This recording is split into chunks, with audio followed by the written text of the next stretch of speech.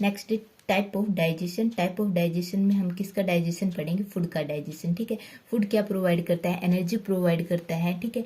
And ये किससे compose है? एक number of inorganic and organic component से कंपोज है, ठीक है। अब जो फूड है उसको हम 2 पार्ट्स में कैटेगराइज कर देते हैं on the basis of their size, solubility and diffusibility, ठीक है। अब जो एक टाइप का फूड हो गया डिफ्यूजिबल फूड और सेकेंड टाइप का हो गया नॉन डिफ्यूजिबल फूड, ठीक है। जैसे जो हमारा डिफ्यूजिबल फूड होगा इसमें वाटर, मिनरल, सिंपल शुगर और अमीनो एसिड्स इंक्लूड होंगे, ठीक है। ये कैसे होते हैं? माइक्रो बायोमोलिक्यूल्स होते हैं जो इजीली डिफ्यूज हो जाते हैं इनटू द वाटर में and easily soluble in water and diffuse through the wall of small intestine, ठीक है। जो स्मॉल इंटेस्टाइन की वॉल्स हैं उनके थ्रू क्या हो जाएंगे? डिफ्यूज हो जाएंगे into the blood and lymph, ठीक है। नॉन डिफ्यूजेबल फूड्स वो फूड मॉलिक्यूल्स होंगे जो लार्ज इन साइज, जिनका साइज क्या होगा? लार्ज होगा, ठीक है। और ये क्या होंगे? इनसोल्यूबल होंगे, ठीक है।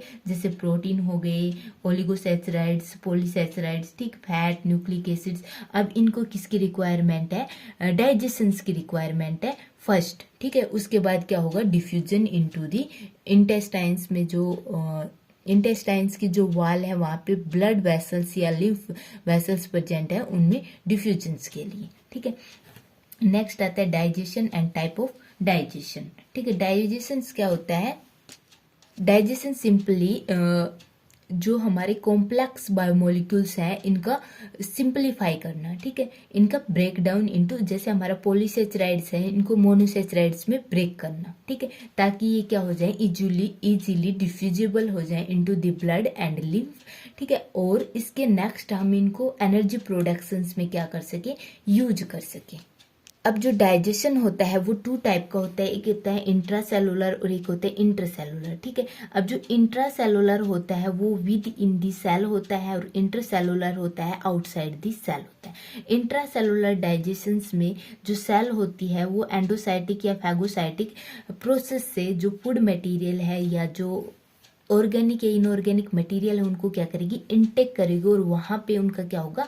डाइजेशन होगा। बट इंटरसेलुलर डाइजेशंस में क्या होगी? जो सेल है या जो ग्लैंड है वो डाइजेस्टिव जूस सीक्रेट करेंगी और वहां पे, ठीक है, अब फूड मटेरियल है उसके साथ एसिमिलेट होगा और डाइजेस्टिव जूस के साथ मिक्स होगा और डाइजेशन का प्रोसेस क्या होगा? प्रोसीड्स होगा, ठीक है। अब जो इंटेस्टाइन है वो डिफरेंट रीजन शो करती है, ठीक है। और इन डिफरेंट रीजन में डिफरेंट फंक्शंस परफॉर्म होते हैं, ठीक है। सबसे जो पहला रीजन है इंग्रेशन रीजन। इंग्रेशन रीजन्स में जो रीजन इंक्लूड होता है mouth, buccal cavity, teeth and tongue, ठीक है। एंड इसमें जो फंक्शंस परफॉर्म होंगे वो कैसे होंगे?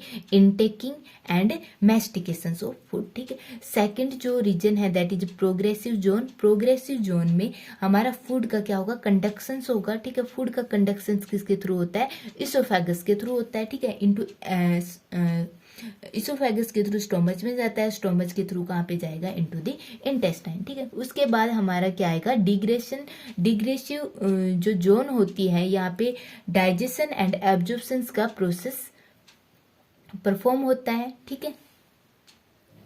अब जो डिग्रेसिव जोन होगी इसके जो यहाँ पे डाइजेशन और एब्जॉर्प्शंस का प्रोसेस होगा, ठीक है। तो एब्जॉर्प्शंस के लिए सरफेस एरिया इंक्रीज होना चाहिए, ठीक है, ताकि जो एब्जॉर्प्शंस प्रोसेस है वो ज़्यादा हो सके, ठीक है। इसलिए इसकी जो लेंथ होती है वो क्या होती है?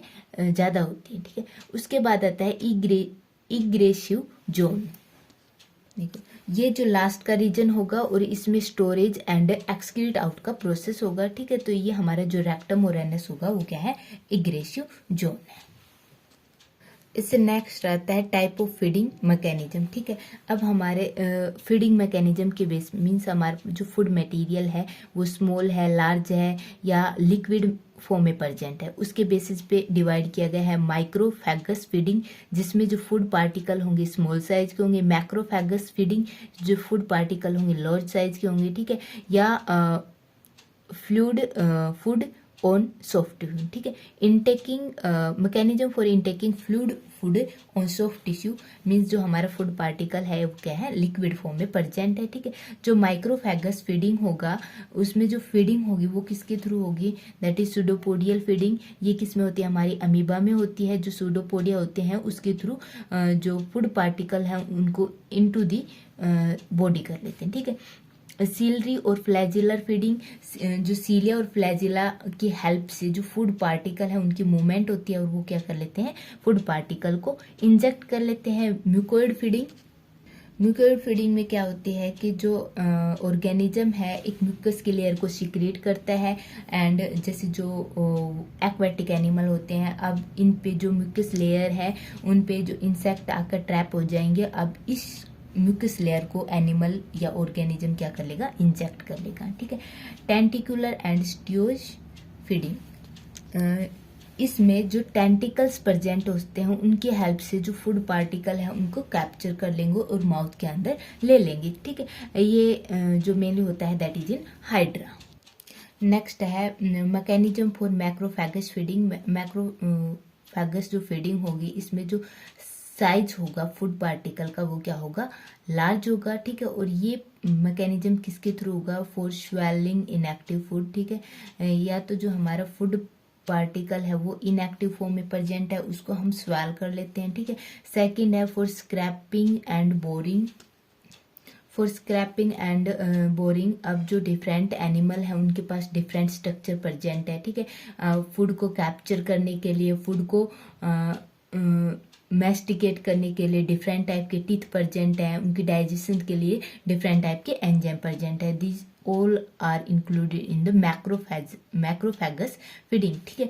जैसे साइजिंग द प्रे, ठीक है, प्रे को कैप्चर करना, उसको पैरालाइज करना या उसको इनएक्टिव करना या फिर उसको डाई करना, ठीक है। For sizing and mastication, for sizing follow by external digestion, या उसका पहले फूड को कैप्चर करना, प्रे करना, या उससे पहले मीन्स फूड को प्रे कैप्चर करना और फिर उसका एक्सटर्नल डाइजेशन करना, देन उसको कंज्यूम करना, ठीक है। थर्ड है mechanism for intaking fluid food on soft tissue, ठीक है। अब हम जो हमारे ऑर्गेनिज्म मेनली जो पैरासाइट होते हैं वो क्या करते हैं, बॉडी ब्लड पे, ठीक है, ब्लड पे क्या करते हैं, फीड करते हैं, या जो सॉफ्ट टिश्यू होते हैं उन पे फीड करते हैं। तो उनके पास क्या होते हैं, स्पेशल ऑर्गन प्रेजेंट होते हैं, ठीक है। जैसे जो पैट्रोमाइजोन थी उसके पास क्या थे, special organ present, special tooth present. जो बकल कैविटी थी उसमें बहुत सारे टूथ प्रेजेंट थे, ठीक है। उसकी हेल्प से वो क्या कर रही थी, पायरिस कर रही थी और सक कर रही थी, ठीक है। एंड कुछ एंटीकोगुलेंट्स भी इंजेक्ट कर देते हैं इनटू द ब्लड ताकि जो कोगुलेशंस की प्रोसेस क्या हो जाए, स्टॉप हो जाए। कुछ क्या करते हैं, ओनली सकिंग करते हैं, ठीक है। For absorption through the body surface, for piercing and sucking, for sucking only, ठीक है।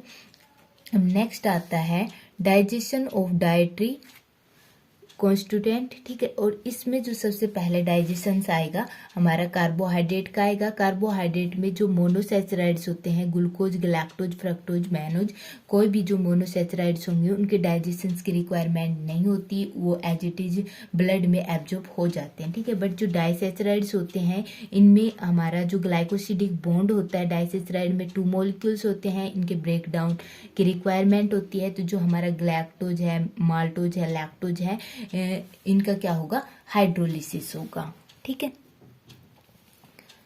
और हमारी कौन सी यूनिट रिलीज होगी, मोनोसैचराइड्स यूनिट रिलीज होगी, ठीक है। उसके बाद आता है हमारा पॉलीसैचराइड, ठीक है।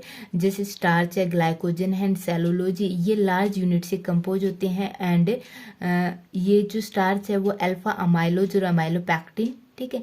और ये दोनों ही यूनिट किससे कंपोज हो रही हैं, डी ग्लूकोज से, और इंटरलिंक है अल्फा 1 फॉर ग्लाइकोसिडिक बॉन्ड। तो हमें इस बॉन्ड के ब्रेकेज के लिए क्या है, रिक्वायरमेंट है, ठीक है। अब जो हमारा डाइजेशन का प्रोसेस है फॉर कार्बोहाइड्रेट, ठीक है, वो कहाँ से स्टार्ट होगा, बकल कैविटी से स्टार्ट होगा।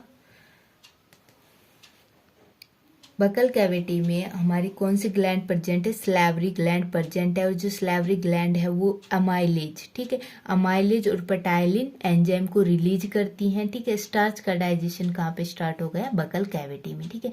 यहाँ पर सलाइवरी अमाइलेज एक्ट करेगा और यहाँ की जो पीएच है 6.8 पीएच और Cl नेगेटिव आयन के प्रेजेंस में माल्टोज आइसोमाल्टोज और डेक्स्ट्रिन में क्या हो जाएगा, ये कन्वर्ट हो जाएगा। देखो अब बकल कैविटी से फूड कहाँ पे जाएगा, इनटू द स्टमच, ठीक है। हमारा जो एसोफेगस है वहाँ पे कोई भी फंक्शंस डाइजेशन का परफॉर्म नहीं होता, ठीक है, स्टमच में जाएगा, ठीक है। अब यहाँ पे जो हमारा एंजाइम है, जो सलाइवरी अमाइलेज है, वो फंक्शंस करना परफॉर्म करना बंद कर देगा, क्योंकि यहाँ जो स्टमच की जो पीएच है वो क्या है, एसिडिक है, और वो किस पर एक्ट कर रहा था, 6.8 पर, ठीक है। बट जो स्टमच में है वो कितनी है, HCl होने के कारण बहुत ही लो है, ठीक है। अब जो स्टमच में है कोई भी कार्बोहाइड्रेट के ब्रेक डाउन के लिए एंजाइम प्रेजेंट नहीं है, तो यहाँ पे कार्बोहाइड्रेट का ब्रेकेज का फंक्शंस परफॉर्म नहीं होगा। ओनली यहाँ पे जो अनडाइजेस्टेड स्टार्च होगा उसका 5% का हाइड्रोलिसिस होगा बाय HCl के थ्रू, ठीक है। अब जो फर्दर फंक्शंस परफॉर्म होगा वो कहाँ पे होगा, स्मॉल इंटेस्टाइन्स में परफॉर्म होगा। नेक्स्ट जो डाइजेशन का फंक्शंस परफॉर्म होगा वो कहाँ पे होगा, स्मॉल इंटेस्टाइन में, ठीक है। स्टोमच में कोई फंक्शन परफॉर्म नहीं हुआ, बट जो फूड मटेरियल था वो क्या हो गया, एसिडिक हो गया due to presence of HCl, ठीक है। अब हमारे जो स्मॉल इंटेस्टाइन्स में, ठीक है, जो फूड मटेरियल होगा वो किसके साथ मिक्स होगा, बाइल जूस के साथ मिक्स होगा, पैनक्रियाटिक जूस के साथ एंड इंटेस्टाइनल जूस, ठीक है। जो इंटेस्टाइनल ग्लैंड में जो कैनाल है उसमें जो ग्लैंड प्रेजेंट है, जो जूस सिक्रेट कर रहे हैं उसके साथ क्या होगा, मिक्स होगा, ठीक है। बाइल के पास कोई एंजाइम प्रेजेंट नहीं है, बट बाइल क्या करेंगे, इसको एल्केलाइन मीडियम प्रोवाइड करेंगे, ठीक है। यहाँ पे स्टार्च पर कौन एक्ट करेगा, पैनक्रियाटिक अमाइलेज एक्ट करेंगे, और इनकी ये कौन सी पीएच पर फंक्शन परफॉर्म करेंगे, 8.8, ठीक है। और ये पीएच किसके थ्रू मिल रही है हमें, बाइल के थ्रू, ठीक है। और ये किस में ब्रेक हो जाएगा, माल्टोज आइसोमाल्टोज और डेक्स्ट्रिन में, ठीक है। इंटेस्टाइनल जूस है वो किस पीएच पर वर्क करेगा, 8.3 पर, ठीक है। अब जो हमारा माल्टोज आइसोमाल्टोज और डेक्स्ट्रिन का ब्रेक डाउन हुआ है, इन पे इंटेस्टाइनल जूस फंक्शंस परफॉर्म करेगा, ठीक है। इंटेस्टाइनल जूस में कौन कौन से एंजाइम प्रेजेंट है, माल्टोज के ब्रेकडाउन के लिए माल्टेज, आइसोमाल्टोज के लिए आइसोमाल्टेज और लिमिट डेक्स्ट्रिन के लिए लिमिट डेक्स्ट्रिनेज, ठीक है। और ये किस में ब्रेकडाउन हो जाएगा, ग्लूकोज की यूनिट में ब्रेकडाउन हो जाएगा, ठीक है। अब जो हमारे डाइसैचराइड है, सुक्रोज और लैक्टोज, उनका भी ब्रेकडाउन कहाँ पे होगा, इसी रीजन में होगा, ठीक है। और सुक्रोज के ब्रेकडाउन के लिए सुक्रेज एंजाइम प्रेजेंट और लैक्टोज के ब्रेकडाउन के लिए लैक्टेज एंजाइम प्रेजेंट है, और इनका ब्रेकडाउन किस में हो जाएगा, ग्लूकोज और फ्रक्टोज का सुक्रोज में और लैक्टोज का ग्लूकोज और गलैक्टोज में। सो हमारा जो मोस्ट अबंडेंट एंड प्रोडक्ट क्या मिल रहा है हमको, ग्लूकोज मिल रहा है, ठीक है। मगर जो गलैक्टोज और फ्रक्टोज है वो कितना है, ओनली 10% है, और जो ग्लूकोज है वो कितना है, 80% है। मीन्स हमें ग्लूकोज क्या होगी, अबंडेंट अमाउंट में मिलेगी।